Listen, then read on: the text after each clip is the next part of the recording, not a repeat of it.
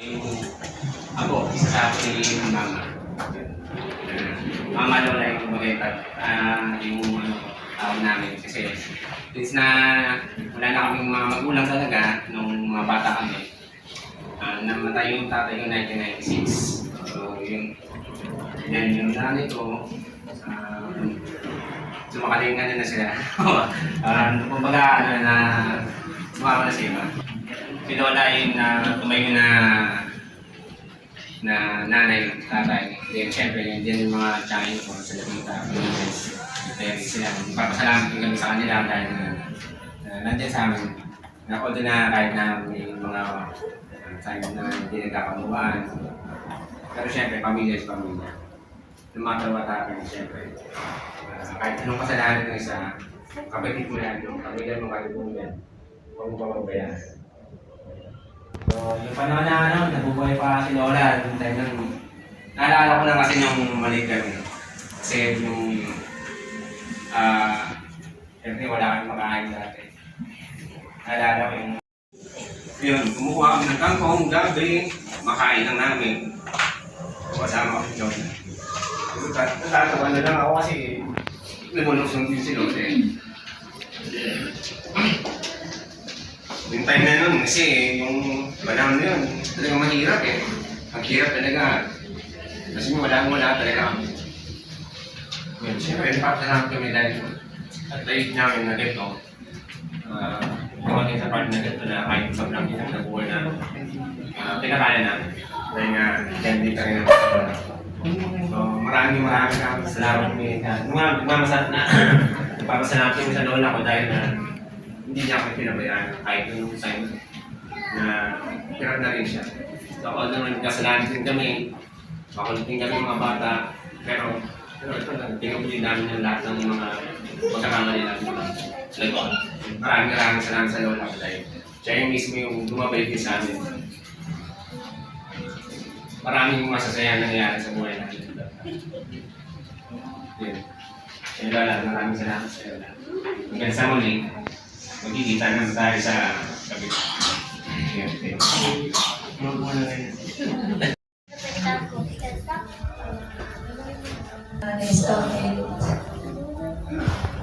that's my mama. Lagi kong pinag-pray ng mga kapo yung buhay ni Lola para makabawi pa kami sa kanya. Kasi marami siyang sakripisyo sa tunay na nanay namin. Sa totoo lang talaga. Kung pinag-pray na ako, bigyan pa siya ng mamang buhay. Pero alam namin lumaban siya. Pagod na rin siguro kasi nalang katandaan na.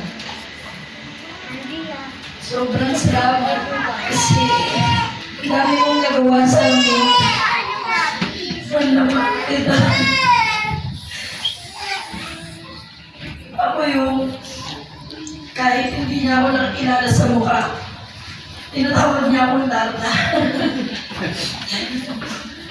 Kahit na kasaway kami magkakapatid, pero hindi niya kami iniwan sa ere. Pati lang, tita namin. Lahat, sobrang pinagpapasalamat namin. Sila yung tumayong naging magulang sa amin.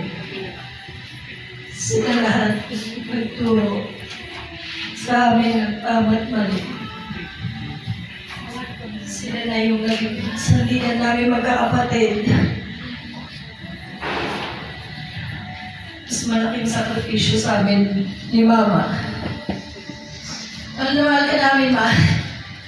Thank you.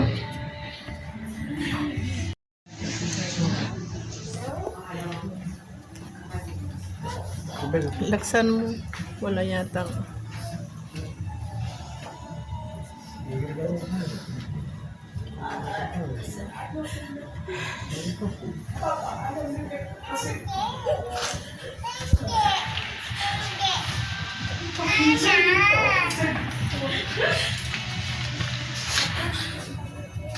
Ama, thank you po sa pagpapalaki sa amin, sa akin, sa yung time pa sa Sorry ako. Hindi mo kasi ako akin.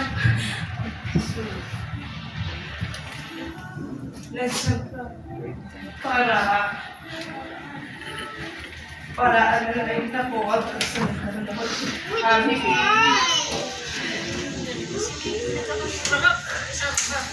saka nagpapasalamat ako rin sa Diyos na sa tagal-tagal ng panahon na nawala ako. Almost 20 years hindi ako uwi. Pinigyan pa ako ng pagkakaon ng Diyos na maalaga ako kahit sa maiksi yung panahon. Kaya nga lang, may sila. Kasi nagkaroon ako ng pagod. So, Wait lang! salamat po sa kanila, sa advice mo, sa condition ng bawat.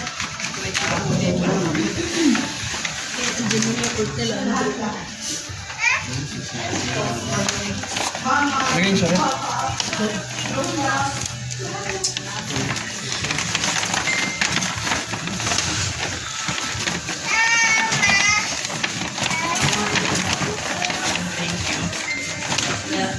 Thank you po sa lahat.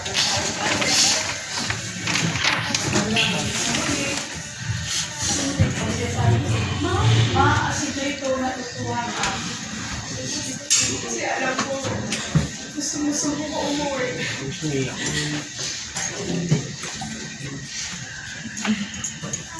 Kaya, yun lang. Maraming salamat sa lahat. Hindi kita makakalimutan. Lagi ka sa puso ko. Walang ibang papantay sa kabaitan mo at saka sa pagmamalasakit mo sa akin bilang mga apo mo na ginawa mo kami sarili mo rin mga anak. Thank you po. Yun lang po. Thank you, sister. Yan po si Brother Judy Paulo. Si Mama, thank you sa lahat sa pagpapaya sa amin, sa pagtanggap sa amin. Dahil nandiyan ka pa rin at hindi niya kami iniwan. Thank you sa lahat. Si Mama, ano yan, nakasama ko yan lagi. Pagka may mga bibili. Tapos pinag ako, naalala ko yun, sinamahan niya rin na po. Kasi nagkaroon ako ng allergy. Siya lang talaga yung sumama din sa akin. Hindi niya ako pinabayaan kahit ano na matanda na siya. Although kaya niya pa naman. Pero siyempre, yan. Yung mga panahon na yun, sobrang mauwalit din kami. Tingin ko naman naintindihan niya rin yun. Mga panahon na yun. Hanggang sa umabot sa ganitong punto na hindi na siya nakakanagat. Yung simula nung na-hospital siya nung una, yun na ano siya na Talikod man siya. unang dinala namin siya sa hospital dun sa St. Luke's. So, hindi namin siya pinabayaan pantayan doon. Talagang nakikita naman na may lumalaban siya. And then hanggang sa ganito, umabot na sa ganitong punto. Sa hospital pa kami nun. Talagang nakikita ko lumalaban si Lola kasi kumahawi-hawi pa siya. Nakukurot pa siya nun eh. Tingin ko, makakauwi na si Lola kasi sabi ng doktor, makakauwi na daw siya, mati-discharge na. Kasi pansin ko rin kasi malakas na siya. Yun. Nag-usap-usap pa kami nun. Ako sino magbabantay na hindi na pala umabot ng pangalawang ano ko. Bantay. Kasi doon na pala yung huling ano niya. Pero yun, doon pa man, thank you pa rin sa lahat sa pagtanggap sa amin, pagkaalaga sa amin, simula sa pool. Nung maliliit pa kami, hindi mo kami pinabayaan. Maraming salamat sa iyo, Ma.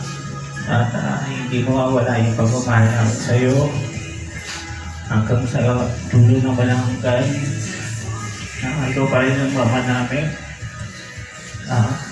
Sadar mo yan, ikaw lang ang mahal namin. Thank you po. Salamat. Sa lahat ng nakiramay sa aming pamilya. Thank you.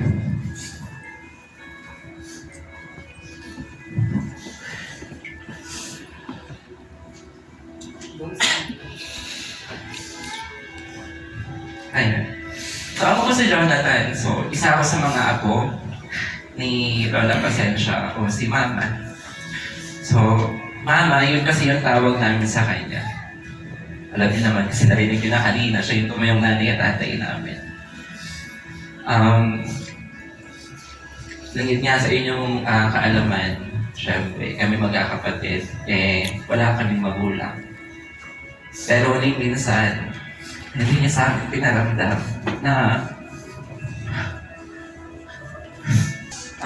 mula sa pagtuturo magsulat, magbasa, yung mga kayod niya para mapakain niya kami ng mga bata pa kami. So at nakikita namin yung lahat.